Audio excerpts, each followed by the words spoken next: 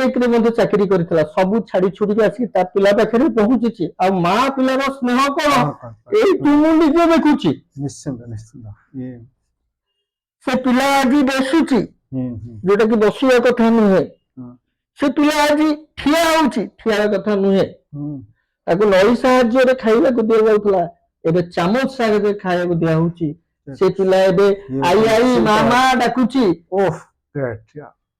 ଆଜ୍ଞା ପଇସାର ମୂଲ୍ୟ କଣ ଦେଖନ୍ତୁ, ଇଏ ଭଗବାନଙ୍କର ଯଦି ନଥାନ୍ତା କୃପା, ଐଶ୍ୱରିକ ଶକ୍ତିର ଯୋଉଠି ଡକ୍ଟର ଫେଲ ମାରୁଛି ଆଜ୍ଞା ସେଠି ଐଶ୍ୱରିକ ଶକ୍ତି ନିଶ୍ଚିନ୍ତ ଦେଖେଇଛି। ଏବଂ ଏଇ ଜିନିଷ ମଧ୍ୟ ଆମେ ଡକ୍ଟରକୁ ଦେଖେଇଛୁ। ଦେଖନ୍ତୁ ଆପଣ କହିଥିଲେ ବସି ପାରିବନି ପିଲା ବସୁଛି, ଆପଣ କହିଥିଲେ ଗୁରୁଣ୍ଡି ପାରିବନି ଗୁରୁଣ୍ଡୁଛି, ଆପଣ କହିଥିଲେ ଠିଆ ହେଇପାରିବନି ଠିଆ ହଉଛି। ଏତେ ଏତେ ସଫଳତା ଭିତରେ ବି କେହି କଣ ସହାୟତାର ହାତ ବଢେଇ ନଥିଲେ? ଆଜ୍ଞା ସମସ୍ତେ, ଆଜ୍ଞା ମୁଁ ଗୋଟିଏ କଥା କହିଛି ଆପଣଙ୍କୁ, ଏ ସଂସାରରେ ସମସ୍ତେ ଭଲରେ, ଯୋଉଠି ନାଚ ହଉଛି, ମଦ ହଉଛି, ମାଂସ ହଉଛି, ଭୋଜି ହଉଛି, ସେଠି ଶହ ଶହ ଟଙ୍କା ଉଡେଇବେ। କିନ୍ତୁ କେହି ଗୋଟେ ଯଦି ମାଗିବୁ ଆଜ୍ଞା ଆମେ ଏମିତି କାମଟେ କରୁଛୁ ଆମକୁ କିଛି ସାହାଯ୍ୟ କରନ୍ତୁ, ନାଇଁରେ ମୋ ପାଖରେ ଏବେ ପଇସା ନାହିଁ, ପ୍ରଦୀପ ସେବା ଟ୍ରଷ୍ଟ ଯାଇକି ପଡିବାରେ ସାହାଯ୍ୟ କରୁ। ନିଜେ ହିଁ ପଡୁଥିଲା ନିଜେ ମାନେ ମୋ ସ୍ତ୍ରୀ ଏବଂ ମୋ ସାଙ୍ଗରେ ଆଉ 2-3 ଜଣ ଝିଅ ମଧ୍ୟ ଏବେ ସହାୟିକା ଅଛନ୍ତି, ସେମାନେ ସମସ୍ତେ ମିଶିକି ଯାଇକି ପଢୁଥିଲେ। ସେତକ ନୁହେଁ, ଆପଣଙ୍କର 29ଟା ଯୋଉ ରହିଥିଲା ବାହାନାଗା କେସର 2 ମାସ କାଳ ଯୋଉ କଣ୍ଟେନରରେ ଥିଲା, ତାକୁ ମଧ୍ୟ ଚ୍ୟାଲେଞ୍ଜ ସହିତ 6ଟା13ରୁ ରାତି 3ଟା ଭିତରେ ମଧ୍ୟ ସେ ଶେଷ କରିଥିଲୁ। ଏତେ ନିର୍ଦ୍ଦିଷ୍ଟ ସମୟ ଥିଲା, ଏତେ ଭିତରେ ସବୁ ପଡିବାର ଆବଶ୍ୟକ। ସେମାନେ 2 ଦିନ ସମୟ ମାଗୁଥିଲେ, ମୁଁ ସାର୍ 2 ଦିନ ସମୟ ନୁହେଁ, ଆମେ ଯୋଉ ପ୍ରକାର ଆମେ ତାକୁ ଆରେଞ୍ଜ କରିଛୁ ଏ ଗୋଟେ ଦିନରେ ଆମେ ସାରିଦୁ ନା, ଗୋଟେ ଦିନରେ ସରିବ ନାହିଁ, କମିଶନର ଆମକୁ କହିଥିଲେ, ମୁଁ ସାର୍ ନିଶ୍ଚିତ ଭାବେ ଆମେ ସାରିଦବୁ। ଯେଉଁଭଳି ଦାମ୍ପତ୍ୟ ଜୀବନ ଘଟୁଛି ତାହା ଚିନ୍ତାଜନକ ଥିଲାବେଳେ ପ୍ରଦୀପ ସେବା ଟ୍ରଷ୍ଟ ବା ପ୍ରଦୀପ ବାବୁଙ୍କର ପତ୍ନୀ କିଭଳି ସାହାଯ୍ୟ କରନ୍ତି ଏହା ନିଶ୍ଚିନ୍ତ ଭାବରେ ମନେ ରଖିବାର ଆବଶ୍ୟକତା ରହିଛି। ଖାଲି ଭାଇ ସେ ସେତିକି ସାହାଯ୍ୟ କରେନି, ଖଣ୍ଡ ଖଣ୍ଡ ହୋଇ ପଡିଥିବା ମାଂସକୁ ଉଠେଇବା, ତାପରେ ଆପଣଙ୍କର ଷ୍ଟ୍ରେଚରରେ ତାକୁ ଏକାଠି କରି ଜରି ପ୍ୟାକ୍ କରିବା, ତାକୁ ଉଠେଇବା ପତ୍ନୀ କରନ୍ତି ମୋ ସହିତ, ଏବଂ ମୋ ସହିତ ମଧ୍ୟ ଗାଡି ମଧ୍ୟ ସେ ଚଲାନ୍ତି। ଯେତେବେଳେ ମୁଁ ହାଲିଆ ହେଇଯାଏ ମୋ ସହିତ ମଧ୍ୟ ସେ ଗାଡି ଚଲାନ୍ତି।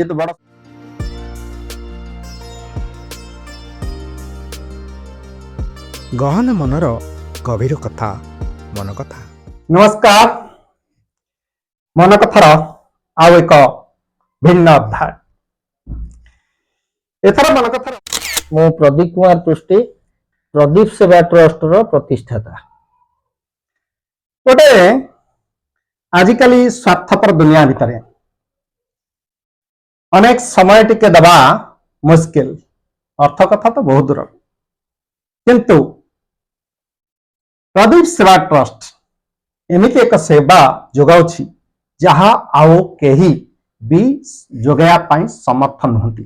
ଏଇଥିପାଇଁ କହିବି, ଯେତେବେଳେ ଏ ପ୍ରଦୀପ ସେବା ଟ୍ରଷ୍ଟର ଏକ ଭିନ୍ନ ଅଧ୍ୟାୟ ଯାହାକି କେହି କେବେ ଶୁଣି ନଥିବେ, ଆମେ ଆଜି ନିଶ୍ଚିନ୍ତ ଭାବରେ ତାଙ୍କ ମୁହଁରୁ ଶୁଣିବା। ଏ ପ୍ରଦୀପ ସେବା ଟ୍ରଷ୍ଟ ଯାହା ମୋ ପାଖରେ ତଥ୍ୟ ଅଛି, ମାଙ୍କର ଦେହାନ୍ତ ପରେ ଦୀର୍ଘ ଦିନ ଧରି ଶବ ପଡି ରହିଲା, କେହି ବି ଟିକେ ଆସିଲେନି ସହଯୋଗର ହାତ ବଢାଇବା ପାଇଁ, କାନ୍ଧଟିଏ ଦେବା ପାଇଁ। ଶବ ପଚାସଢା ହେଇ ଗନ୍ଧେଇବା ମଧ୍ୟ ଆରମ୍ଭ କଲା। ସେଦିନରୁ ସେ ମନ ଭିତରେ ରହିଯାଇଥିବା କୋହ, ସେଇଥିପାଇଁ ପ୍ରଦୀପ ସେବା ଟ୍ରଷ୍ଟ ଆରମ୍ଭ। ନିଶ୍ଚିନ୍ତ ଭାବେ ସାର୍, ମୋର କହିବାର କଥା, ଯେତେବେଳେ ମୋ ମା ଏକ୍ସପାୟାର୍ଡ କରିଗଲେ ଟ୍ରେନ ଆକ୍ସିଡେଣ୍ଟରେ, ତାଳଚେରରେ, ବାପା ସେତେବେଳେ ଟାୱାର କ୍ରେନର ଅପରେଟର ଥିଲେ, କୌଣସି ମତେ ସେ ଟ୍ରେନ ଧକ୍କାରେ ମରିଯାଇଥିଲେ। ଆମେ ବହୁତ ଖୋଜିକି ମଧ୍ୟ, ମୋ ଜେଜେବାପା କହନ୍ତି ଖୋଜିକି ପାଇନଥିଲେ। 3 ଦିନ ପରେ ଯେତେବେଳେ ଶବ ମିଳିଥିଲା, ସେତେବେଳେ ପଚି ସଢି ଯାଇଥିଲା। ସେ ପଚି ସଢା ଜିନିଷଟାକୁ ଆଣିବା ପାଇଁ ପୋଲିସ ତାଙ୍କର ଆଉ ଅଲଗା ଲୋକ ମଧ୍ୟ ସେ ପାଖକୁ ଯାଉନଥିଲେ। ତେଣୁକରି ଜେଜେବାପା ଯେତେବେଳେ ଏ ଜିନିଷ ଆମକୁ କୁହନ୍ତି ବଡ କଷ୍ଟ ଲାଗେ, ନିଶ୍ଚିନ୍ତ ଭାବରେ ଅତ୍ୟନ୍ତ କଷ୍ଟଦାୟକ ଥିଲା ଯେ ଶବଟି ପଚି ସଢି ଗଲେ ତାକୁ କେହି ଉଠଉ ନାହାନ୍ତି, ଏବଂ ଯେତେ ଲୋକ ଆସୁଛନ୍ତି ଆମେ ସେ ପାଖକୁ ଯିବୁନୁ କହୁଛନ୍ତି ତା ପାଇଁକା ମାଦକ ଦ୍ରବ୍ୟ ସେବନ କରିକି ମଧ୍ୟ ଲୋକ ସେ ଜାଗାକୁ ଗଲେନି। ବହୁତ କଷ୍ଟରେ ମୋ ମା ଆସିକି ସତ୍କାର କରାଯାଇଥିଲା। ଯେତେବେଳେ ଆମେ ଏଇ ସ୍କୁଲରେ ପଢୁଥିଲୁ ବା ହାଇସ୍କୁଲରେ ପଢୁଥିଲୁ ସେତେବେଳେ ପାଖରେ ଆମର ବିଏମସି ହସ୍ପିଟାଲ, ଆମେ ସାନ ଭଉଣୀ ସିଏ ତ ମରିଗଲେଣି ସୀତାଞ୍ଜଳି ପୃଷ୍ଟି, ଆମେ 2 ଜଣ ଯାକ ପଳଉ। ଆମର ସେତେବେଳେ ଡାଇଜିନ୍ ଟାବଲେଟ ମିଳୁଥିଲା ଚକୋଲେଟ ଭଳିଆ, ଆମେ ତାକୁ ଖାଇବା ପାଇଁ ଆମେ ମାଗିବା ପାଇଁ ପଳଉ। ସେତିକି ବେଳେ ଯୋଉ ଆମର ଆସିଥାନ୍ତି ଆମର ଯୋଉ ସେଠି ଆସିଥାନ୍ତି ଯୋଉ ଆମର ସେବା କରିବାକୁ ଯୋଉମାନେ ଲୋକ ଥାଆନ୍ତି ବା ଡକ୍ଟର କେତେବେଳେ ନଥିବ, କାହାର ତକିଆ ଦରକାର ଥିବ, କୌଣସି ରୋଗୀର ବ୍ଲଡ ଦରକାର ହଉଥିବ, କାହାକୁ କହିବାକୁ ପଡିବ, ଆମେ ସେ ବିଷୟରେ ଆମେ ସ୍କୁଲ ଯେତେବେଳେ ଦି ପରେ ଖାଇବା ଛୁଟିରେ ଆମେ ଯାଇ ସେ ଜିନିଷ ମାନେ ସେବା ମନୋବୃତ୍ତି ଛୋଟବେଳେ ହିଁ ଥିଲା, ଛାତ୍ର ଅବସ୍ଥାରେ ହିଁ ଥିଲା। ତାପରେ ବଡ ମୁହୂର୍ତ୍ତ ଯେତେବେଳେ ହେଲୁ ଆମେ ଚିନ୍ତା କଲୁ କଣ କରିବା। ସମସ୍ତେ ଆମେ ଯୋଉ ଶବ୍ଦଟା କହୁଛନ୍ତି ପ୍ରଦୀପ ସେବା ଟ୍ରଷ୍ଟ ମାନେ ଆଉ କାହାକୁ ନେଇକି ଗଠନ କରାଯାଇଛି? ଆମେ ମାନେ ମୁଖ୍ୟ ହଉଛି ମୋର ପୁରୁଧା ହଉଛି ମୋ ସ୍ତ୍ରୀ, ଯିଏ ଗୋଟେ ଷ୍ଟ୍ରେଚର ପାଇଁ ନିହାତି ଆବଶ୍ୟକତା ଆଜ୍ଞା 4 ଜଣ, ତ ଆମେ ସେ 2ଟାକୁ 2 ଜଣ ଚଳେଇ ଦଉଛୁ। ଭଲ ଭାବରେ ମନେ ରଖନ୍ତୁ, ମନ କଥା ଦେଖୁଥିବା ଦର୍ଶକ ବନ୍ଧୁ, ସ୍ତ୍ରୀ ସୌଭାଗ୍ୟ ଯେ ସବୁ ପ୍ରକାର ଦକ୍ଷତା ଥିବା ମଣିଷ ଆଜିକାଲି ସବୁ ପାଖକୁ ଯିବା ଛୁଇଁବା ତ ମାନେ ଭୟ ଥାଏ, ଯାଆନ୍ତିନି କୌଣସି ଇଏରେ। ଏ ପ୍ରକାର ମାନସିକତା ତାଙ୍କ ଭିତରେ କେତେବେଳେ ପରିଲକ୍ଷିତ କଲେ ଆପଣ? ଦେଖନ୍ତୁ ସିଏ ଏବେ ସୁଦ୍ଧା 1500ରୁ 2000 ଶବ ଅଲରେଡି ସେ ପୋଡି ବି ସାରିଲାଣି। ନିଶ୍ଚିନ୍ତ ଆମେ ବି ସେ ଖବର ପାଇଛୁ। ଯେତେବେଳେ ହେଲା 2014ରେ ଆରମ୍ଭ କଲି, ଆମେ ଭାଇ ଭଉଣୀ 2 ଜଣ ଆରମ୍ଭ କରିଥିଲୁ। ଆ ଭିତରେ ଆମେ ଆଉ କିଛି ପିଲାଙ୍କୁ ମଧ୍ୟ ସଂଶ୍ଳିଷ୍ଟ କରିଥିଲୁ। ଖାଲି ଆମର ଏଇ ଯୋଉ କହୁଛନ୍ତି ଶବ ସେବା ତା ନୁହେଁ, ଲିଙ୍ଗରାଜ ପ୍ରଭୁଙ୍କର 5ଟି ସେବା ମଧ୍ୟ ଆମେ ତା ଭିତରେ ରଖିଛୁ, ଯୋଉଟା କି ଜାଗର ହଉ, ଦିଅ ବାହାଘର ହଉ, ଆପଣଙ୍କର ବୋଲବମ ସମୟରେ ହଉ, ଏମିତି ତାଙ୍କର 5ଟି ସେବା ଆମେ ରଖିଛୁ, ସେଗୁଡା ଯାଉଛୁ ଏବଂ କରୁଛୁ। ହଁ, ଏଇ ସେବା ମନୋବୃତ୍ତି ପାଇଁ ବା ଏ ସେବାର ସଫଳତା ପାଇଁ ସରକାର ମଧ୍ୟ ଆପଣଙ୍କୁ ଚୁକ୍ତି ସ୍ୱାକ୍ଷର କରିଛି, ଅର୍ଥାତ୍ ବିଏମସି। ନିଶ୍ଚିନ୍ତ ଭାବରେ ଆପଣଙ୍କର ଯେତେବେଳେ କୋଭିଡ ସମୟରେ ସେତେବେଳେ ଆମକୁ ଭରତପୁର ଶ୍ମଶାନ 1 ବର୍ଷ ପାଇଁ ଚୁକ୍ତିବଦ୍ଧ କରିଥିଲେ, ଯେତକ ଆମର କୋଭିଡରେ ମୃତ୍ୟୁବରଣ କରୁଥିବା ବ୍ୟକ୍ତି ବିଶେଷ ମାନଙ୍କୁ ସେଠାରେ ପୋଡା ଯାଉଥିଲା। ପହଞ୍ଚେଇବା ଦାୟିତ୍ୱ ଆପଣଙ୍କର, ଆମେ ପୋଡିବା ଦାୟିତ୍ୱ ଆମର, ଏବଂ ମ୍ୟୁନିସିପାଲିଟି ସେଥିପାଇଁ ଆମକୁ ସବୁ ମାତ୍ରାରେ ସାହାଯ୍ୟ ସହଯୋଗ କରିଥିଲେ କମିଶନର, ଏବଂ ଆମେ ତାକୁ 3ଟା 15 ସୁଦ୍ଧା ଆମେ ସାରି ଦେଇଥିଲୁ। ଓଡ଼ିଶାରେ ଅନେକ ଜାଗାରେ ଦାମ୍ପତ୍ୟ ଜୀବନ ଏକ ଭିନ୍ନ ଶୈଳୀ, କିଏ କୋଉଠି ଅଲଗା ସଫଳତା ହାସଲ କରିପାରିଥାଏ, କିନ୍ତୁ ଏମିତି ବିଚିତ୍ର ଯେ କି ଶବ ସଂସ୍କାର, ଖଣ୍ଡ ବିଖଣ୍ଡିତ ମାଂସ ଗୋଟେ ବାଟୁ ଆରମ୍ଭ କରି ଆତ୍ମହତ୍ୟା, ଅନେକ ଘଟଣା, ଇଭିନ୍ 24 ଘଣ୍ଟା ବି ପୁରିନି ଯାହା ମୋ ପାଖରେ ଖବର ଅଛି। ଆପଣ ସାହାଯ୍ୟରେ ହାତ ବଢେଇଥିଲେ, ଘର ଭିତରେ ରହିଥିଲେ ବୃଦ୍ଧା, ଏବଂ ଖବର ପାଇ ତୁରନ୍ତ କବାଟ ଭାଙ୍ଗି ତାକୁ ପହଞ୍ଚିଲେ, ଯଦି 10-15 ମିନିଟ ଲେଟ୍ ହେଇଥାନ୍ତା ତାଙ୍କର ମୃତ୍ୟୁ ବି ନିଶ୍ଚିତ ଭାବରେ ହେଇଥାନ୍ତା। ଏଇ ଯୋଉ ଟିକେ ସମ୍ୟକ ସୂଚନା ଦେବେ। ଆମେ ସକାଳୁ ଚାହା ପିଇବାକୁ ଆମେ 4 ଜଣ ସାଙ୍ଗ ଯାଉ। ଆମର ଏଇ ପାଖରେ ଗୋଟେ ଛକ ଅଛି, ଆନି ହାଉସ ଛକ, ସେ ଜାଗାକୁ ଚାହା ଟିକେ ପିଇବାକୁ ଯାଉ। ସକାଳୁ ଚଳାଚଳି କରି ଚାହା ପିଇକି ଆସିଲା ବେଳେ ହଠାତ୍ ଜଣେ ଖବର ଦେଲେ, ପ୍ରଦୀପ ଭାଇ ଆପଣଙ୍କ ଘରକୁ ଯାଇକି ଆମେ ଫେରିକି ଆସିଲୁ, ଆଉ ଏମିତି ଅବସ୍ଥାରେ ସେ ବୃଦ୍ଧା ପଡିଛନ୍ତି, ଆଉ କବାଟ ଲକ୍ ଅଛି, ଆମେ ତାଙ୍କୁ ଆଣିପାରୁନୁ, କି ତା ଭିତରକୁ ଯିବାକୁ ରାସ୍ତା ନାହିଁ। ତ କଣ କରାଯିବ? ଆମେ ଫାୟାର ବ୍ରିଗେଡ କୁ ଡାକିବୁ, ଫାୟାର ବ୍ରିଗେଡ ପୋଲିସ କୁ ଡାକିବୁ, ଏମିତି ବହୁତ ପ୍ରକାର ଆଲୋଚନା ପର୍ଯ୍ୟାଲୋଚନା ଭିତରେ ମୁଁ ତାଙ୍କୁ କହିଥିଲି ଏତେ ଆଲୋଚନା କରନ୍ତୁନି, ଚାଲ ଯିବା ଦେଖିବା କଣ ହଉଛି। ଏବଂ ସେଠି ଯାଇକି ପରିସ୍ଥିତି ଦେଖିଲା ପରେ କବାଟ ଭାଙ୍ଗି ତାଙ୍କୁ ନେଇକି ଆଗ ମ୍ୟୁନିସିପାଲିଟି ହସ୍ପିଟାଲରେ ଭର୍ତ୍ତି କରିଥିଲୁ। କବାଟ ନିଜେ ଭାଙ୍ଗିଲେ, ନିଜେ ଭାଙ୍ଗିକି ସମସ୍ତ ରିସ୍କ ନେଲେ, ସମସ୍ତ ରିସ୍କ ନେଇଥିଲୁ।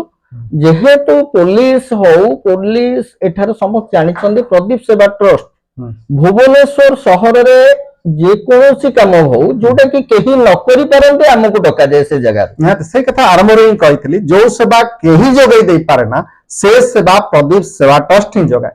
22 ଫୁଟ ଗଛ ଉପରେ ଗଳିତ ଶବ ଉଦ୍ଧାର କରିବା ପାଣି ଭିତରୁ ଶବ ଉଦ୍ଧାର କରିବା, କୂଅ ଭିତରୁ ଶବ ଉଦ୍ଧାର କରିବା ଏବଂ ବହୁତ କାମ। ଆପଣଙ୍କର ଏଇ ମନ ଥିବ ଆପଣଙ୍କର ଏଇ ଯୋଉ ଆମର ତେଲ ଟାଙ୍କି ବ୍ଲାଷ୍ଟ ହେଇଥିଲା, ସେ ତ ଭୟଙ୍କର ସ୍ଥିତି ହେଇଥିଲା। ପେଟ୍ରୋଲ ପମ୍ପ କଥା କହୁଛି, ଗଭର୍ଣ୍ଣର ହାଉସ ଛକରେ ଥିବା ପେଟ୍ରୋଲ ପମ୍ପ କଥା। ଆମେ ସ୍ୱାମୀ ସ୍ତ୍ରୀ 2 ଦିନ କାଳ ଖଣ୍ଡ ବିଖଣ୍ଡିତ, ତାର ଯୋଉ ହାତ ଆଙ୍ଗୁଠିଠୁ ଆରମ୍ଭ କରି ବିଭିନ୍ନ ଗୋଟେ ମଣିଷର ପ୍ରତ୍ୟେକ ଅଙ୍ଗ କର୍ତ୍ତବ୍ୟ ତାକୁ ସବୁ କଲେକ୍ସନ 2 ଦିନ ଯାକ କରୁଥିଲୁ। ନା କାହା କୋଠା ଉପରେ ପଡିଥିବ, କୋଉଠି କାହାର ରୋଷେଇ ଘରେ ପଡିଛି, କାହାର ବେଡରୁମ ରେ ପଡିଛି, ସବୁ ଯାଇ ଗୋଟେଇକି ଅତ୍ୟନ୍ତ ଭୟଙ୍କର ସ୍ଥିତି। ଦୟାରୁ ଆପଣ ମାନଙ୍କର ଆଶୀର୍ବାଦରୁ ଆଜି ପର୍ଯ୍ୟନ୍ତ କରି ଆସୁଛୁ। ଏଇ ଯୋଉ ଜିନିଷ ରହୁଛି, ଏଇଟା ଯଦି ଆପଣଙ୍କର ସେବା ମନୋବୃତ୍ତି ଭାଇ ନ ରହିବ, ଏ ଜିନିଷ ଆସିବନି, ଆପଣଙ୍କୁ ଗନ୍ଧ ହବ, ଆପଣ ଉଠେଇ ପାରିବେନି, ନିଶ୍ଚିନ୍ତ ଆପଣଙ୍କର ରକ୍ତ ଦେହରେ ଲାଗିଯିବ। ମୂଷା ମରିଗଲେ ଆମେ ଗନ୍ଧରେ ରହିପାରୁନୁ ନିଶ୍ଚିନ୍ତ ଭାବେ। ଆଉ ମଣିଷ କଥା ତ ବହୁତ ଦୂର। ତା ପୁଣି ମାନସିକ କ୍ଷେତ୍ରରେ ବି ସମସ୍ତେ ଦୁର୍ବଳ ଥାନ୍ତି, ପାଖକୁ ବି ଯାଇପାରନ୍ତିନି। ଆପଣଙ୍କର ମୁଁ କହୁଥିଲି ଯୋଉ ଆପଣଙ୍କର ସମ ହସ୍ପିଟାଲ ଯୋଉ ନର୍ସ ମରିଗଲେ, 32ଟା ଛୁରା ମାଡ ତାଙ୍କର ସ୍ୱାମୀ ହଜବେଣ୍ଡ କରିଥିଲେ, ସେଠି ଅଲଗା ଆମ୍ବୁଲାନ୍ସ ବାଲା ଯାଇକି ସେସଲେସ୍ ହେଇଯାଇଥିଲେ ଏବଂ ସେଠି ହେଇଥିଲା ଆମକୁ ଡକା ଯାଇଥିଲା ଲାଷ୍ଟରେ। ବାପରେ। ତେଣୁକରି ଏମିତି ଯୋଉ କାମକୁ କେହି ନ କରିପାରନ୍ତିନି, ସେଇ କାମକୁ ଆମକୁ ସଠିକ ଭାବରେ ଆମେ କରିଥାଉ ଏବଂ ନିର୍ବିକାର ଭାବରେ କରିଥାଉ। ଏବଂ ତା ସହିତ ମୋର ସ୍ତ୍ରୀ ଯିଏ ଅଛନ୍ତି ମଧୁସ୍ମିତା ପୃଷ୍ଟି, ମତେ ପୂର୍ଣ୍ଣ ସହଯୋଗ କରନ୍ତି। ନିଶ୍ଚିନ୍ତ ଭାବରେ ଇଏ ତ ନହେଲେ ଆପଣ ଆଗକୁ ଆଗେଇବା ମଧ୍ୟ କଷ୍ଟକର ହେଇଥାନ୍ତା। କିନ୍ତୁ ଅନ୍ୟ ପକ୍ଷରେ କହିବାକୁ ଗଲେ ରାଜଧାନୀରେ ଛାତି ଉପରେ ରହିବାକୁ ହେଲେ ଅନେକ କିଛି ଆର୍ଥିକ ବୋଝ ବି ମୁଣ୍ଡେଇବାକୁ ପଡେ। ସେ ଆର୍ଥିକ ଦିଗଟି ଆପଣ ପୁଣି କେମିତି ପରିପୃଷ୍ଟ କରୁଛନ୍ତି? ଭାଇ ସିଏ ତ ବଡ ଭଲ ପ୍ରଶ୍ନଟିଏ ପଚାରିଲେ। ଏ ସଂସ୍ଥା ଆରମ୍ଭ କଲା ବେଳେ ଆଜ୍ଞା ଅଟୋରେ 2014 କଥା 2014 କଥା କହୁଛି ମୁଁ ଆଜ୍ଞା, ଅଟୋରେ ଡେଡ ବଡି ବହୁଥିଲି, ଯୋଉଟା କି ଆମକୁ ଜିଆରପି ମଧ୍ୟ ଲେଖିକି ଦେଇଥିଲା, ଏଇ ଅଟୋ ଟିକି ଆମର ଷ୍ଟେସନ ଭିତରେ ପଶିବ ଏବଂ ନେଇକି ଆସିପାରିବ। ତାର ମଧ୍ୟ ଆମକୁ ଦେଇଥିଲା ଗୋଟେ ଟିକଟ କାଟିକି, ଯୋଉଟା କି ଆମେ ଦେଖିକି ଭିତରେ ପଶୁଥିଲୁ। 2014 ରୁ ତାପରେ କାଳକ୍ରମେ ଗୋଟେ ମାରୁତି ପୁରୁଣା ଓମିନ ବାହାର କରିକି ତା ଦେହରେ ମଧ୍ୟ ଡେଡ ବଡି ବୋହିଲୁ। ଏବେ ଯୋଉ ଆମ୍ବୁଲାନ୍ସ ଟି ଅଛି ଆଜ୍ଞା ମୋର ଟ୍ରଷ୍ଟ ରୁ ଲୋକ କିଏ 10,000, କିଏ 5,000, କିଏ 2,000, କିଏ 1,000 ଦେଇକି ତାକୁ 2 ଲକ୍ଷ ଟଙ୍କା ଡିପୋଜିଟ କରିକି ଆଣିଛନ୍ତି। ପ୍ରତ୍ୟେକ ମାସରେ ମୁଁ 6,500 ଟଙ୍କା ତା ପାଇଁକା ଭର୍ତ୍ତି କରୁଛି ବ୍ୟାଙ୍କ। ଯୋଉ ଏପରି ମନୋଭାବ ଲୋକଙ୍କର, ଆଉ କିଛି ଲୋକଙ୍କର ମଧ୍ୟ ନିଶ୍ଚିନ୍ତ ରହିଛି, ନହେଲେ ଆଜି ପର୍ଯ୍ୟନ୍ତ ମୁଁ ଚଳୁଛି କେମିତି? ନିଶ୍ଚିନ୍ତ ଏଠି ମୋର ଅଛନ୍ତି, ମୋର ଯୋଉ ଟ୍ରଷ୍ଟର ଲୋକ ଅଛନ୍ତି, ପିଲା ଯୋଉମାନେ ଜଏନ କରିଛନ୍ତି, ସେମାନେ ଆଜ୍ଞା ସମସ୍ତେ ଆଜି ଶବ ପୋଡା ହବ, ଗ୍ରୁପ ରେ ପଡିଲା, କିଏ 50, କିଏ 100, କିଏ 200, କିଏ 500 ପଠେଇକି ତାର କାର୍ଯ୍ୟ ସମାପନ କରୁଛି। ଆଜି ଲିଙ୍ଗରାଜଙ୍କର ସେବା ହବ, ସେଠି କିଛି ପଇସା ଆବଶ୍ୟକତା ନିଶ୍ଚିନ୍ତ ରହିଛି, ସେଠି ମଧ୍ୟ ସେମାନେ ସାହାଯ୍ୟ କରିବେ। ଏବଂ କିଛି ମୋର ମାନ୍ୟଗଣ୍ୟ ବ୍ୟକ୍ତି ବିଶେଷ ମଧ୍ୟ ରହିଛନ୍ତି, ସେମାନଙ୍କୁ ମଧ୍ୟ ମୁଁ ପଇସା ଆଣୁଛି। ସେ ଯାଉଛି ଆମର ସେବା। ଆଉ ରହିଲା ମୋର ଚଳିବା ଖାଇବା କଥା କହୁଛନ୍ତି, ମୁଁ ଆମ୍ବୁଲାନ୍ସ ରେ ଯାହା ରୋଜଗାର କରେ 50 ଭାଗ ମୋର ଏପଟ ପାଇଁ, 50 ଭାଗ ସେବା ପାଇଁ ମୁଁ ଅଲରେଡି ବାହାର କରି ରଖିଦେଇଛି। ବହୁତ ବଢିଆ। ଏଇ ଦେଖୁଥିବେ, ମୁଁ ଆପଣଙ୍କୁ ଦେଖେଇବି, ଏଇଠି ଗୋଟେ ମୋର କୁମ୍ପି ଅଛି, ଉପରେ 2ଟା କୁମ୍ପି ଅଛି। ସେ ସବୁ ପଡୁଛି କାହା ପାଇଁ, କଣ କଣ ସବୁ ପଡୁଛି? ଲିଙ୍ଗରାଜଙ୍କ ପାଇଁକା ଏଇଟା ପଡିବ ତାଙ୍କର ସେବା ପାଇଁ। ଏଇଟା ପଡିବ ଆମର ଯୋଉମାନେ ଗରିବ ଶ୍ରେଣୀର ଶବଦାହ ହଉଛି, କିଛି ନହେଲେ ମାସକୁ 2ଟି 3ଟି, ତାଙ୍କ ପାଇଁ ଏଇଠି କିଛି ପଡିବ। କ୍ୟାନ୍ସରରେ ପୀଡିତ ହେଉଥିବା ଗରିବ ବ୍ୟକ୍ତି ବିଶେଷ ମାନଙ୍କ ପାଇଁ ତା ପାଇଁ ଗୋଟେ ହୁଣ୍ଡି ରଖିଛି, ମଧ୍ୟ ତା ଦେହରେ ପଡୁଛି ସେଇ ପଇସାରୁ। ଏ 10 ବର୍ଷ ଭିତରେ ନିଶ୍ଚିନ୍ତ ଭାବରେ ଆପଣ ଉତ୍ଥାନ ପତନ ଦେଖିଥିବେ। ନିଶ୍ଚିତ ଭାବରେ 10 ବର୍ଷ ଭିତରେ ମୁଁ 2ଟି ବ୍ରାହ୍ମଣ ପିଲାଙ୍କୁ ମଧ୍ୟ ବ୍ରତପୟନ କରିଛି ଏବଂ ଗୋଟେ ବାହାଘର ମଧ୍ୟ କରିଛି। 15 ବର୍ଷ ତଳେ, ସେଟା ମୁଁ 2014 କହୁଛି, 2014 ପୂର୍ବରୁ ମୁଁ ଗୋଟେ ଗରିବ ଝିଅଟାର ବାହାଘର ମଧ୍ୟ କିନ୍ତୁ କରିଥିଲି। ଇଏ ସବୁ କାର୍ଯ୍ୟ ଯେତେବେଳେ ଲମ୍ବା ଦୀର୍ଘ ସମୟ ଧରି ଚାଲୁଛି ଇଏ କେବେ ଆର୍ଥିକ ପ୍ରତିବନ୍ଧକରେ ବି ବନ୍ଦ ହେଇଯାଇନି ତ? ନିଶ୍ଚିନ୍ତ ଭାବରେ ସାର୍ ଆର୍ଥିକ ପ୍ରତିବନ୍ଧକରେ ବନ୍ଦ ହେଇଛି ଯେଟା ଅତ୍ୟଧିକ କାମ ହୁଁ ଆମେ ମ୍ୟାନେଜେବୁଲ କରିପାରିବା ସାର୍ 2ଟି କି 4ଟି ଆମେ ପୋଡ଼ି ପାରିବୁ ହୁଁ ହୁଁ ହୁଁ ତା ଉପରକୁ ଆଉ ଆଗକୁ ଆସିଲେ ଆମେ ନିଶ୍ଚିନ୍ତ ଭାବରେ ନାହିଁ କରୁଛୁ କାରଣ ମୋର କୌଣସି ସରକାର ସାହାଯ୍ୟ ନାହିଁ କୌଣସି ମନ୍ତ୍ରୀ କୌଣସି ନେତା କୌଣସି ବଡ ଲୋକ ମତେ କେହି ସାହାଯ୍ୟ କରନ୍ତି ନାହିଁ Okay.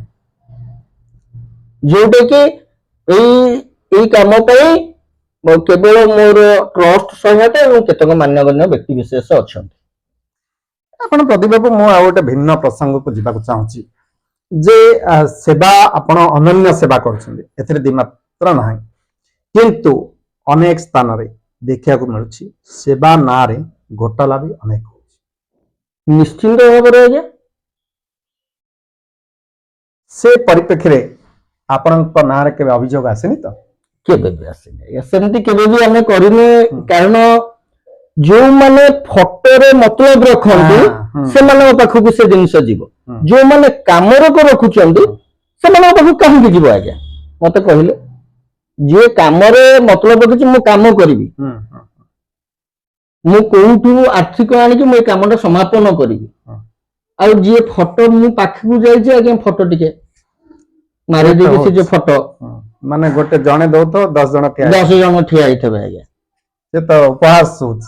ସେ ତ ବହୁତ ଉପହାସ ଅଛି ମୁଁ ମଝିରେ ମଧ୍ୟ ବି ପ୍ରଶ୍ନ କରିଥିଲି ସରକାରଙ୍କୁ ମଧ୍ୟ କହିଥିଲି ମୋର ଯିଏ ମହାସଂଘର ଅଛନ୍ତି ତାଙ୍କୁ ମଧ୍ୟ କହିଥିଲି ପ୍ରକୃତ ସମାଜସେବୀ ମାନଙ୍କୁ ଚିହ୍ନଟ କରି ତାକୁ ଆଇଡେଣ୍ଟି କାର୍ଡ ଦିଆଯାଉ ସେ ଲୋକ ବା ବ୍ୟକ୍ତି ବିଶେଷ ଯେଉଁ ଜାଗାକୁ ଯିବେ ଯାହାକୁ ନେଇକି ଯିବେ ତାକୁ ସାହାଯ୍ୟ ମିଳିପାରିବ ଏ ଜିନିଷଟା ମୁଁ ବହୁତ ଥର ଉଠେଇଛି କିନ୍ତୁ ସରକାର ଶୁଣୁନାହାନ୍ତି ସରକାର ଆ ଭିତରେ କିଛି କରିନାହାନ୍ତି ଏଠି ତ ଆଜ୍ଞା ଦେଖିବେ ଆପଣ ଭୁବନେଶ୍ୱରରେ ଆପଣଙ୍କର 2014ରେ କେତେ ସମାଜସେବୀ ଥିଲେ ଆଜିକା ଡେଟରେ ଦେଖନ୍ତୁ କିଏ କେତେବେଳେ ସମାଜସେବୀ ନିଶ୍ଚିନ୍ତ ନିଶ୍ଚିନ୍ତ ଏବେ ଆପଣଙ୍କ ଜଣଙ୍କର ଏଇ ଯୋଉ ଆମର ମୁଁ ନାଁ କହିବାକୁ ଆ ଭିତରେ ମେନସନ କରିବାକୁ ଚାହୁଁନି ଆଜ୍ଞା ତାଙ୍କୁ ମଧ୍ୟ ମିଳିଛି ସମ୍ମାନ ମିଳିଛି ତାଙ୍କୁ ଉତ୍ତରୀୟ ଦେଇଛନ୍ତି ଯାହା ପ୍ରତି ଏବେ ହୋ ହଲ୍ଲା ଚାଲିଛି ଗୋଟେ ଜୋରସୋର ଏବେ ବି ଚାଲିଛି ତାଙ୍କ ନିଶ୍ଚିନ୍ତ ନିଶ୍ଚିନ୍ତ କିଛି ସମାଜ ସେବାର ନାଁ ନଥାଇକି ବି ଅନ୍ୟ ସେ ପ୍ରସଙ୍ଗ ଆଡକୁ ଆମେ ଯିବାନି ନିଶ୍ଚିନ୍ତ କାହିଁକିନା ଆମ ମନ କଥା ମନ ଖୋଲିକି କଥା କିନ୍ତୁ ମୁଁ ଏତିକି କଥା ଦୟାକରି ସରକାରଙ୍କୁ ମତେ ହାତ ଯୋଡିକି ନିବେଦନ କରୁଛି ଆଜି ମଧ୍ୟ ନିବେଦନ କରୁଛି ଏ ମନ କଥା ମାଧ୍ୟମରେ ମୁଁ ଜଣେଇଦେବାକୁ ଚାହୁଁଛି ନିଶ୍ଚିନ୍ତ ଭାବରେ ମନ କଥା ମାଧ୍ୟମରେ ମୁଁ ଜଣେଇଦେବାକୁ ଚାହୁଁଛନ୍ତି ଯୋଉମାନେ ପ୍ରକୃତରେ ସମାଜସେବୀ ଅଛନ୍ତି ସେମାନଙ୍କୁ ପ୍ରକୃତରେ ଚିହ୍ନଟ କରାଯାଉ ତାଙ୍କୁ ଆଇଡେଣ୍ଟି କାର୍ଡ ଦିଆଯାଉ ଆଜ୍ଞା ଦେଖନ୍ତୁ ପ୍ରକୃତ ଯୋଉ କହନ୍ତି ବିନା ପଇସାରେ ସମାଜ ସେବା କରିହବ ଯୋଉମାନେ କହିଛନ୍ତି ଆଜି ମୁଁ ତାଙ୍କୁ କହୁଛି ବିନା ପଇସାରେ ସମାଜ ସେବା କରିହବ ନାହିଁ କାରଣ ଆପଣ ତ ଗାଡି ଦରକାର ଆମେ ଏଠୁ ଯିବୁ ଠିକ ଅଛି ଆପଣଙ୍କର କାହାର ମାଗିକି ଯିବୁ ଆଜ୍ଞା ମୁଁ ଟିକେ ଯିବି ରାଜମହଲ ଛକ ଆପଣଙ୍କ ଗାଡି କେତେ ଜଣ ନେବେ ଆଜ୍ଞା ମୁଁ ନିଜେ ଏବେ ଅଙ୍ଗେ ଲିଭେଇଛି ଯୋଉଦିନ ଆପଣଙ୍କର ରସୁଲଗଡ ଛକରେ ଗୋଟେ ଦଳି ଦେଇଥିଲା ଗୋଟେ ଯୋଉ ଲେଡିଜ କି ମତେ ଡକା ଯାଇଥିଲା ରସୁଲଗଡ ପିଏସ ଡକା ଯାଇଥିଲା ଯେ ଏପଟ ଜାମ ଅଛି ବୋଲି ମୁଁ ଆର ପଟେ ପଳେଇ ଆସିଲି ସେପଟେ ମଧ୍ୟ ଜାମ ଥିଲା ମୁଁ ଆଜ୍ଞା କାଖରେ ତାର ଜରି ଷ୍ଟ୍ରେଚର ସବୁ ଧରିକି ଦୌଡିଛି କିଛି ଲୋକଙ୍କୁ ମତେ କହିଲେ ଆଜ୍ଞା ମତେ ଟିକେ ନେଇକି ଛାଡି ଦିଅନ୍ତୁ ସମସ୍ତେ ଆଜ୍ଞା କହିଥିଲେ ଆପଣଙ୍କର ହେଲମେଟ ନେଇ ଆମେ ନେଇକି ଯିବୁନୁ ଇଏ କେତେ ବଡ ମୁଁ ଦୌଡି ଯାଇକି ଆଜ୍ଞା ମତେ ଗାଡି ରହିଲା 2 କିଲୋମିଟର ରାସ୍ତା ସେପଟେ ମୁଁ ଦୌଡି ଯାଇକି ସେ ଜାଗାରେ 2 କିଲୋମିଟର ଦୌଡ଼ି ପରେ ବି ଏ ସେବା ସହିତ ଆପଣଙ୍କୁ ମୁଁ ଅଧିକାଂଶ ସମୟରେ ଦେଖିଛି ବହୁତ ଆଧ୍ୟାତ୍ମିକତାବାଦୀ ଅର୍ଥାତ୍ ସାଧାରଣତଃ ସନାତନ ଧର୍ମରେ ସମସ୍ତେ ବିଶ୍ୱାସ ତ ରଖନ୍ତି କିନ୍ତୁ ଆପଣ ଆଉ ଟିକେ ଆଗ୍ରେସିଭ ଥାନ୍ତି ପ୍ରତ୍ୟେକ କ୍ଷେତ୍ରରେ ମୁଁ ଦେଖିବାକୁ ପାଏ ସେ ସମ୍ପର୍କରେ ଦେଖନ୍ତୁ ଆଜ୍ଞା ଯାହା ପାଇଁ ଯୋଉ ଭଗବାନ ପାଇଁ ଆମେ ଏ ଜୀବନ ପାଇଛୁ ଛୋଟରୁ ବଡ ହେଲି ବଡରୁ ମଧ୍ୟମ ହେଲି ଏବେ 50 ବର୍ଷର ଉପନୀତ ହେଇସାରିଲାଣି ଆଉ କେତେ ବର୍ଷ ବଞ୍ଚିବି ଯଦି ଆମେ ସେ ଠାକୁରଙ୍କୁ ସେଇ ବାପା ମାଙ୍କୁ ହଉ ଠାକୁରଙ୍କୁ ହଉ ଯଦି ଆମେ ଟିକେ ନ ଯିବା ଆଜ୍ଞା ହଁ। ସବୁବେଳେ ଯଦି ଆମେ ସେ ଆଧ୍ୟାତ୍ମିକ ଲାଇନ ଗଲେ କଣ କି ଆପଣଙ୍କର ମନଟା ହଁ, ସନ୍ତୁଳିତ ରହିବ ଆଜ୍ଞା। ହଁ, ହଁ, ହଁ। ମନ ସନ୍ତୁଳିତ ରହିବ, ମନ ପରିଷ୍କାର ରହିବ, ପରିଚ୍ଛନ୍ନ ରହିବ, କୁବୁଦ୍ଧି ପଶିବନି। ବହୁତ ବଢିଆ କଥା। ବହୁତ ଜିନିଷ ତା ଭିତରେ ରହିଛି ଆପଣ ଦେଖନ୍ତୁ। କିନ୍ତୁ ଆପଣ ଏସବୁ କାମ କଲା ପରେ ଆପଣ ମନେକର ଆପଣ ଶବ ସଂସ୍କାର କରିକି ଆସିଛନ୍ତି, ତାପରେ ଗୋଟେ ବାହାଘର କି ବ୍ରତଘର ଅଛି, ବନ୍ଧୁବାନ୍ଧବରେ ଯେହେତୁ ସାମାଜିକ ପ୍ରାଣୀ ଆପଣ ସେଠିକି ଯାଉଥିବେ, ସମାଲୋଚନାର ସର ହୁଅନ୍ତିନି, ଏ ଆସିଛନ୍ତି ନା କି ଗୋଟେ ମନ ଭିତରେ ଘୃଣା ଭାବ ଏମିତି କୋଉଠି ଦେଖିନାହାନ୍ତି? ନାଇଁ ଆଜ୍ଞା ଏମିତି ଜିନିଷ ହେଇଛି, ବହୁତ ଜାଗାରେ ହେଇଛି ହଁ। ଯେ ପ୍ରାୟ ଘରେ ଆଜ୍ଞା ମୋ ସାଙ୍ଗସାଥି ଘରକୁ ଗଲେ ମଧ୍ୟ ବି ଏବେ ବି ଅଛି ହଁ ସେମାନଙ୍କର ତାଙ୍କ ଘର ଭିତରେ ମୁଁ ପଶିପାରେନି, ପୁରେଇ ପାରନ୍ତିନି। ବାପରେ, ଏମିତି ବି ରହିଛି। ଏଇଟା ତ ବେଶୀ ଗାଁ ଗହଳିରେ ପ୍ରଚଳିତ ଚାଲିଛି ତାଙ୍କର, ସେଠିକି ବି ମଧ୍ୟ ଆମେ ଯାଇନଥାଉ। ଆଉ ଆମେ ନିଜକୁ ନିଜ ଏବେ ଜାଣି ସାରିଲୁଣି, ତେଣୁକରି ଆମେ ଆଗରୁ ଯୋଉ ପଶି ଯାଉଥିଲୁ ଆଉ ନ ପଶିକି ଆମେ ଡାକିବା ଏବଂ ତାଙ୍କୁ ଅଲଗା ସିଟରେ ଆମେ ବସିବା, କାଳେ କିଏ କହିଦବ ଏଇ ଯେ ଦେଖନ୍ତୁ ସେବା କରିବେ ସମାଜ ପାଇଁ, କିନ୍ତୁ ଏକ ଭରିକିଆ ପ୍ରାୟ ହବାକୁ ପଡୁଛି ନିଜ ପାଇଁ। ସେଥିପାଇଁ କଷ୍ଟ ନାହିଁ ଆଜ୍ଞା।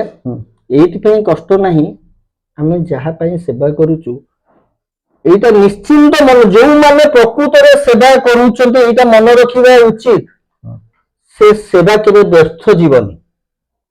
ମୁଁ ଆଜି ବି କହୁଛି ଆଜ୍ଞା, ସେ ସେବା ଯୋଗୁଁ ଆଜି ମୁଁ ପ୍ରତିଷ୍ଠିତ, ସେ ସେବା ଯୋଗୁଁ ଆଜି ମୋର ନାମକରଣ, ସେ ସେବା ଯୋଗୁଁ ମୋର ଘର ସଂସାର ସମସ୍ତଙ୍କର ନାମକରଣ। ନିଶ୍ଚିନ୍ତ ସେବା ନଥିଲେ ଆମେ ବି ଆପଣଙ୍କ ପାଖରେ ନଥାନ୍ତୁ। ନିଶ୍ଚିତ ପାଇଛି। ଆପଣ ଏ ପରବର୍ତ୍ତୀ ସମୟରେ ଆର୍ଥିକ ସମସ୍ୟା, ସାମାଜିକ ସମସ୍ୟା ଏବଂ ଅନେକ କାରଣ ରହିଛି, ଏହାକୁ ଆଗକୁ କେତେ ଦୂର ନେଇପାରିବେ ନା ଆକୁ ମଝିରେ ବି ଛାଡ଼ିଦେବାର ମନକୁ କେବେ ଆସିଛି? ଦେଖନ୍ତୁ ଏବେ ଯୋଉଟା ମୁଁ କହୁଥିଲି, ଯୋଉ କୁହ ଭିତରେ ପଶିକି ବାହାର କରିଲି, ପୋଚି ସଢି ଯାଇଥିଲା ଏବଂ ପୋକ ହେଇଯାଇଥିଲା। ପ୍ରତିଷ୍ଠିତ ଲେଖକ ଯିଏ? ଲେଖକ ଆଜ୍ଞା। ତାଙ୍କର ମୁଁ ତ ସେ ଜାଣିଥିଲି, ସେ ଆଜ୍ଞା ଆଜ୍ଞା ଗୋଟେ ରେପୁଟେଡ ଚିତ୍ରକର ଏବଂ ଲେଖକ ମଧ୍ୟ, ଲେଖକ ତାଙ୍କର ବହୁତ ବହି ମଧ୍ୟ ବାହାରେ, ସେ ନ୍ୟାସନାଲ ଲେବୁଲର। ତାଙ୍କର ବି ମୁଁ ନେଇଥିଲି ଇଣ୍ଟରଭ୍ୟୁ, କିନ୍ତୁ ଦୁର୍ଭାଗ୍ୟ ମୁଁ ପରେ ଯେତେବେଳେ ଶୁଣିଲି ନିଶ୍ଚିନ୍ତ। ସେ କୁହୁରେ ପଚି ସଢି ଯାଇଥିଲେ ଏବଂ ପୋକ ହେଇଯାଇଥିଲେ, ତା ଭିତରେ ପଶିକି କାଢିଲା ପରେ ମୋ ଦେହ ଇନଫେକ୍ସନ ହେଇଯାଇଥିଲା। ବହୁତ ପଇସା ଖର୍ଚ୍ଚ କରିଥିଲି, ଠାକୁରାଣୀଙ୍କ ଦୟାରୁ ବହୁତ ଶୀଘ୍ର ମଧ୍ୟ ଆରୋଗ୍ୟ ହୋଇଥିଲି। ତେଣୁକରି ମୋର ଯୋଉ ବନ୍ଧୁବାନ୍ଧବ ଅଛନ୍ତି, ମୋ ବଡ ଭଉଣୀ ଅଛି, ମୋ ବଡ ଭଉଣୀ ଏ କାମ ବନ୍ଦ କରିବାକୁ ମତେ କହିଥିଲେ ଏବଂ ଭିଣେଇ କହିଥିଲା କାମ ବନ୍ଦ କରିଦେ। ମୋ ଘରେ ଦାଦା ମଧ୍ୟ କହିଥିଲେ, କାରଣ ତୋର ସ୍ଥିତିବାସ ରହୁନି, ଦେହ ଖରାପ ହେଇଯାଉଛି, କାମ ବନ୍ଦ କରିଦେ। ମୁଁ କହିଥିଲି ସେଇମାନଙ୍କୁ, ମୁଁ କହିଥିଲି କେହି ନା କେହି କାମ କରିବେ ନିଶ୍ଚିନ୍ତ, କିଏ ମଦ ପିଇକି କରୁ ବା କେହି ଆଉ ଜଣେ କିଏ ଉତ୍ପନ୍ନ ହୁଅନ୍ତୁ, ନିଶ୍ଚିନ୍ତ ଏ କାମ କରିବେ। ଆପଣ କଣ ମଦର ସହାୟତା ନିଅନ୍ତି ଶବ ସଂସ୍କାର ସମୟରେ? କେବଳ ସାର୍ ପାନ ଛଡା ମୋର ଦ୍ୱିତୀୟ ଆଉ କିଛି ନାହିଁ। ନିଶ୍ଚିନ୍ତ ନିଶ୍ଚିନ୍ତ, ଇଏ ତ ହଉଛି ବଡ କଥା। ମୋର ପାନ ଗୋଟେ ଏମିତି ଖରାପ ଅଭ୍ୟାସରେ ପରିଣତ ହେଇଛି, ଯୋଉଟା କି ମୁଁ ଛାଡିବା ପାଇଁ ଚାହୁଁଛି, ଛାଡି ପାରୁନି। ପାନ ଛଡା ଗୁଟକା ମଧ୍ୟ ନାହିଁ, କୌଣସି ଆଉ ନିଶା ଦ୍ରବ୍ୟ। ଗୁଟକା କଥା ହେଇଥିଲେ ତ ମୁଁ ଏଇଠି ଶପଥ କରିଥାନ୍ତି, ମନ କଥାରେ ଯୁଆଡେ ଯାଉଛି ଗୁଟକା ମଦ ପାଇଁ ଶପଥ କରୁଛି, ଆଉ କିଛି ଲୋକ ପାନଟି ପାଟିରେ ପଶେ, ଏଇ ଯୋଉ ଆମେ କଣ ଯୋଉ ପଚି ସଢି ଯାଉଛି ଜିନିଷଟା, ସେଟା ଆପଣଙ୍କର ଦେଖନ୍ତୁ ଆମର କମଳା ପତ୍ରକୁ ଆମେ ଚକଟିକି ନାକରେ ଗାମୁଛା ଦେଇକି ବାନ୍ଧିକି ତା ଭିତରେ ପଶିଥାଉ। ବାପରେ, ଯେତେବେଳେ କେହି ସେ ପାଖକୁ ଯାଇପାରନ୍ତି, ଦୁର୍ଗନ୍ଧମୟ ପରିବେଶ ଥାଏ, ସେ ସମୟରେ ଆମେ ପାନ ପାଟିରେ ଭର୍ତ୍ତି କରିଦେଲୁ, ମୁହଁଟାକୁ ପ୍ୟାକ୍ କରିଦେଲୁ, ସିଏ ମୋର କମଳାର ରସ ଭଳିଆ ଲାଗିଲା ଏବଂ ଚାଲେ। ଏଇ ଜିନିଷ କେତେ କଷ୍ଟ ସ୍ୱୀକାର କରିବାକୁ ପଡେ, କିନ୍ତୁ ବାହାରକୁ ଲୋକମାନେ ହଁ ଗୋଟେ ତ କରୁଛି ଏମିତି ଗୋଟେ ହାଲକାରେ ନେଇଯାଆନ୍ତି, ସେ ଅତ୍ୟନ୍ତ ଗୋଟେ ଦୁର୍ଭାଗ୍ୟର ବିଷୟ। ହୁଏତ ମନ କଥା ଦେଖିଲେ ସେମାନେ ଆହୁରି କିଛି ଜାଣିବେ ଯେ ଇଏ ସେବାଟା କେତେ କଠୋର ଅଧ୍ୟବସ୍ଥା, ଏହା ସମସ୍ତେ କରିପାରିବେ ନାହିଁ କି ଏ ସେବା କେହି ଯୋଗେଇ ଦେଇପାରିବେ ନାହିଁ। ନାଇଁ ନାଇଁ ନିଶ୍ଚିନ୍ତ ଭାବରେ ସାର୍ ବହୁତ କଷ୍ଟଦାୟକ ଏ କାମ ହୁଁ। ଯୋଉଠି କି ଟ୍ରେନ ଟ୍ରାକ୍ ଉପରେ 1 କିଲୋମିଟର ସେ ଯୋଉ ବୁଲଡୋର ଉପରେ ଚାଲିକି ସବୁ ଉଠେଇକି Okay. ଯିବା ହଁ। ସିଏ ଯେ କେତେ କଷ୍ଟଦାୟକ ଏବଂ 2 ଜଣ ବ୍ୟକ୍ତି ବିଶେଷ ଯେତେ କିଲୋ ବିଶେଷ ସିଏ ହେଇଥାନ୍ତି ତାକୁ ପୁଣି ଉଠେଇବା ତାଙ୍କୁ ଉଠେଇବା ଏବଂ ନହେଲେ ପଚିସଢି ଗନ୍ଧ ହେଉଥିବା ତାକୁ ଜରିରେ ପ୍ୟାକ୍ କରି ଆଣିବ ସେ ଗନ୍ଧ ଦୁର୍ଗନ୍ଧମୟରେ ହାତରେ ଷ୍ଟ୍ରେଚର ଧରିକି ଆସିବା 40 ଫୁଟ ତଳକୁ ଆସିବା ତଳେ ମଧ୍ୟ ନାଳ ତା ଭିତରେ ପଶିକି ଆସିବା ଆସିବା। ସିଏ ଯିଏ କାମ କରୁଛନ୍ତି ସିଏ ପ୍ରକୃତରେ ଆଜ୍ଞା ସେଇମାନେ କଷ୍ଟ ଜାଣିପାରିବେ ଆଉ ଯିଏ ତଥାପି ତ ଆପଣଙ୍କୁ ବାହାରୁ- ମୁଁ ତ ସାଲ୍ୟୁଟ କରିବି ଆପଣଙ୍କ ପତ୍ନୀକୁ ମୁଁ ବି ତାଙ୍କର ଜାଣିଛି ତାଙ୍କ ବିଷୟରେ କିନ୍ତୁ ଇଏ ବି ଯୋଉ ଜବରଦସ୍ତ ସହାୟତା ଗୋଟେ ମିଳୁଛି ଆପଣଙ୍କୁ କିଏ ସହାୟତାର ହାତ ବଢଉ ନ ବଢଉ ନିଜ ପତ୍ନୀ ଯେତେବେଳେ ବଢଉଛନ୍ତି ସେତେବେଳେ ଆପଣଙ୍କର ମନୋବଳ ଆହୁରି 2 ଗୁଣା ହଉଛି ଯାହାକି ଏ ସଫଳତାରେ ଆପଣ ପହଞ୍ଚି ପାରିଛନ୍ତି ନିଶ୍ଚିନ୍ତ ଭାବେ କହିବି ମୋ ସାଥୀଟିଏ ନଥିଲେ ଏ କାମ କରିବା ଅସମ୍ଭବ ମୁସ୍କିଲ ହୁଅନ୍ତା ଆଜି ଆଜି ଯାହାକୁ ବି ଆପଣ ଡାକନ୍ତୁ ବିନା ଆର୍ଥିକରେ କେହି ଯିବେନି ଦ୍ୱିତୀୟ କଥା ହେଲା ଯଦି 50 ହେଇଯାଉଛି ସେ ପାଖ କେହି ପଶୁନାହାନ୍ତି ତ କାହାକୁ ଆପଣ ଡାକିବେ ଆଜ୍ଞା ଯଦି ବାଇଚାନ୍ସ ଭୁଲ ବଶତଃ ଜଣେ କେତେବେଳେ ପଳେଇଛି ସାଙ୍ଗରେ ସେ ଦ୍ୱିତୀୟ ଥର ଯିବାକୁ ମନା କରିଦଉଛି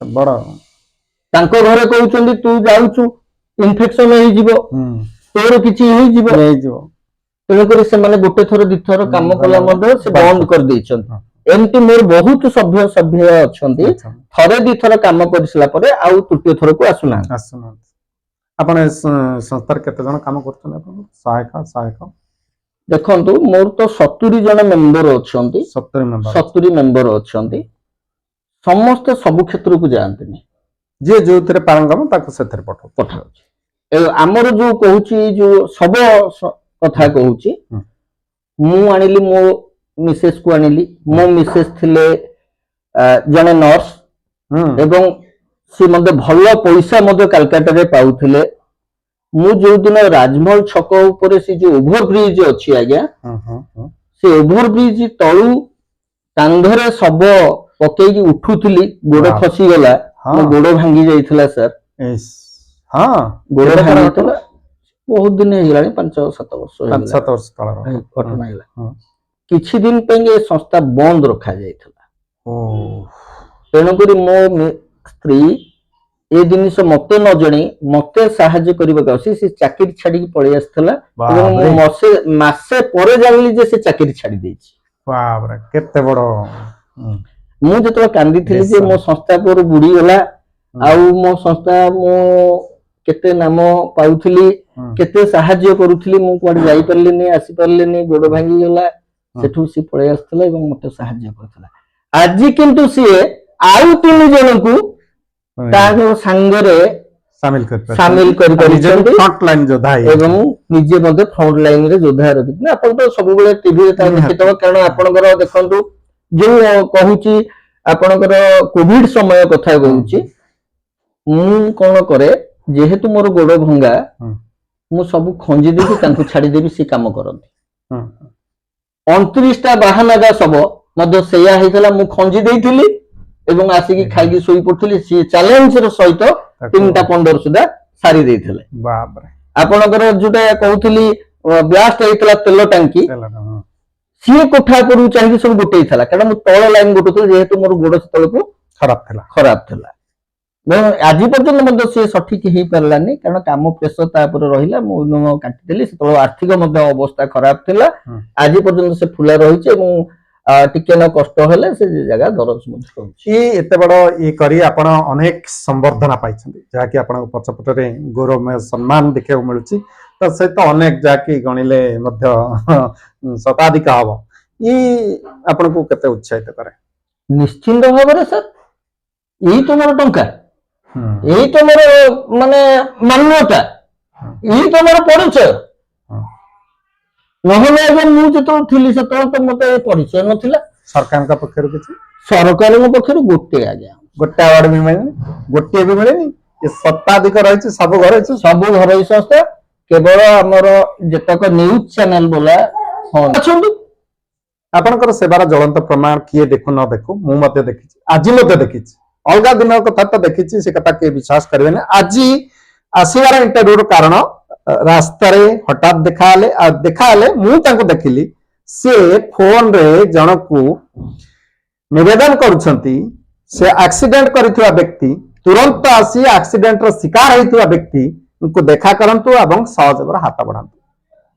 ଏ କଥା ମୁଁ ନିଜେ ହୃଦୟଙ୍ଗମ କଲା ପରେ ମୁଁ ପରବର୍ତ୍ତୀ ସମୟରେ ଆସିବା କଥା, କିନ୍ତୁ ଖୁବ୍ କମ ସମୟରେ, କାହିଁକିନା ତାଙ୍କୁ ପାଇବା ମୁସ୍କିଲ, କିଛି କହିହବନି। ଏବେ ବି ଫୋନ ଆସିପାରେ କୋଉଠି ଡେଡ୍ ବଡି ପଡିଛି, ତୁରନ୍ତ ଆସନ୍ତୁ, ହୁଏତ ମନ କଥା ବାତିଲ କରି ପଳେଇଯିବେ। କିନ୍ତୁ ଯାହା ବି ହଉ ସୌଭାଗ୍ୟ ମୋର, ସମୟ ମୋ ପାଇଁ ବାହାରି କରିଛନ୍ତି। ଆମେ ମଧ୍ୟ ଶେଷ ପର୍ଯ୍ୟାୟରେ ପହଞ୍ଚିଲେଣି। ମନ କଥାର ବ୍ୟକ୍ତିଗତ କଥାକୁ ଯିବି। ଆପଣଙ୍କର ଗାଁ? ଆମ ଗାଁଟା ବାପାଙ୍କର ବାପା ସେ ଆମର ଖଣ୍ଡଗିରି ପାଖରେ କାଇମାଟିଆ ଘର, ସେ ଜମିଦାର ଥିଲେ। ବାପା ଜନ୍ମ ହେଲା ପରେ ଛୋଟବେଳୁ ଆସିକି ଆମ ବଡଦାଣ୍ଡ ସାହିରେ ଭଡା ରହୁଥିଲେ।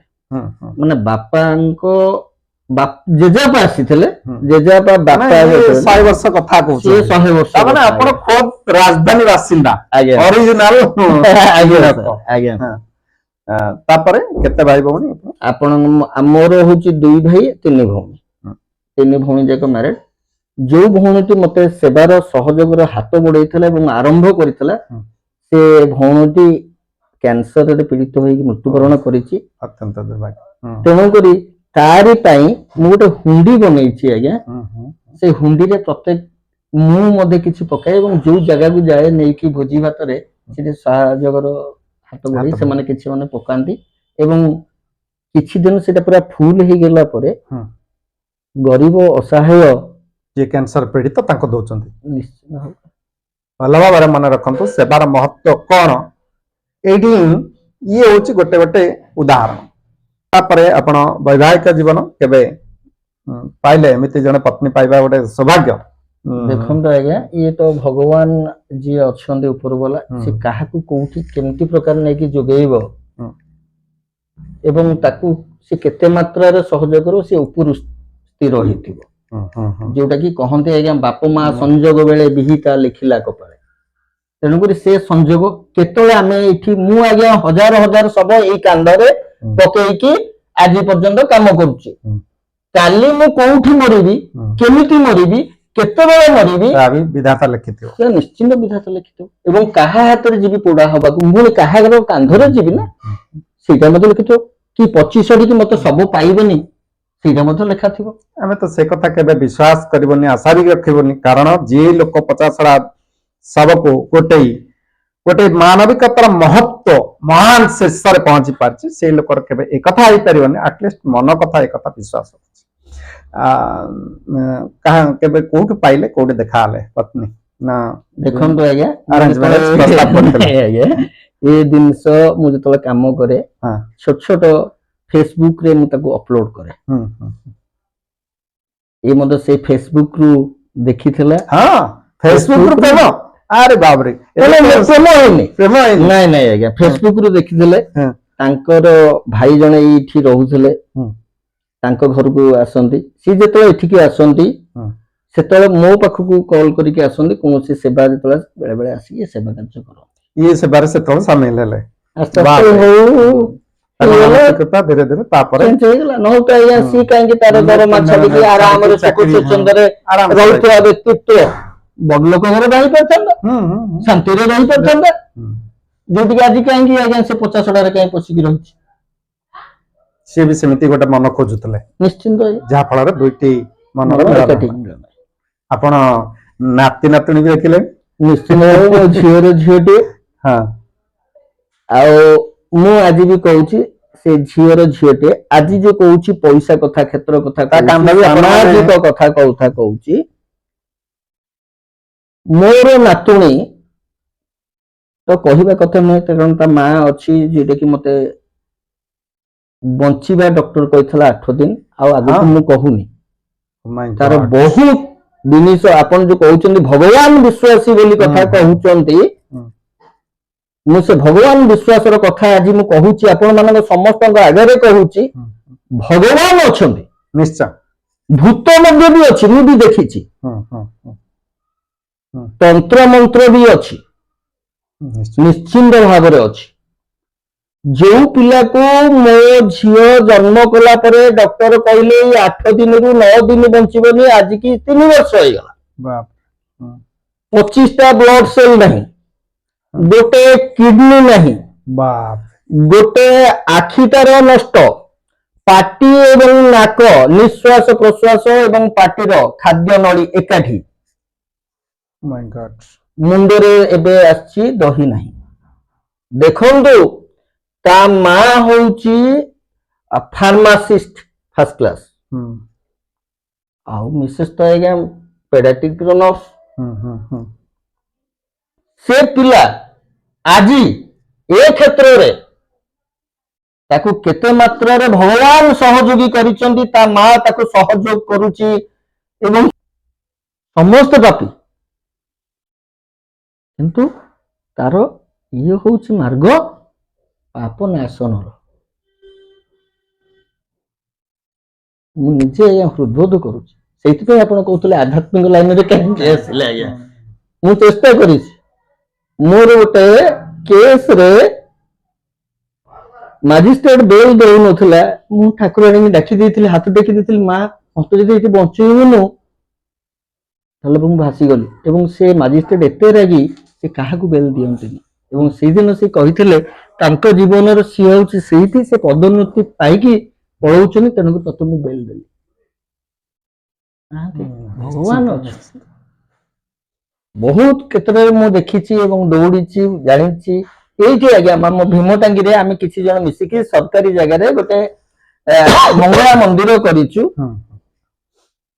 ମାଙ୍କ ମନ୍ଦିର। ଏଇଠି ଟୋଟାଲ ଏରିଆ ଭିତରେ କୋଉଠି ନଥିଲା, ଆପଣ ଯାଆନ୍ତି ସେ ଜାଗାକୁ ସେ ବ୍ରାହ୍ମଣଙ୍କୁ ଦେଇ ଦେଇଛୁ ଆଜ୍ଞା। ଆମେ ତ ଯେହେତୁ ଆମେ ପାଣି ଦେଇପାରିବୁନୁ, ବ୍ରାହ୍ମଣ ତାର ବୁଝୁଛି, ଖାଲି ଆମେ ମୁଣ୍ଡିଆ ମାରିବାକୁ ଯାଉଛି। ଯାହା ହଉ ସେଠି ଆମର ବ୍ରାହ୍ମଣ ଯିଏ ଅଛନ୍ତି ସେ ସବୁ କାର୍ଯ୍ୟ କରୁଛନ୍ତି।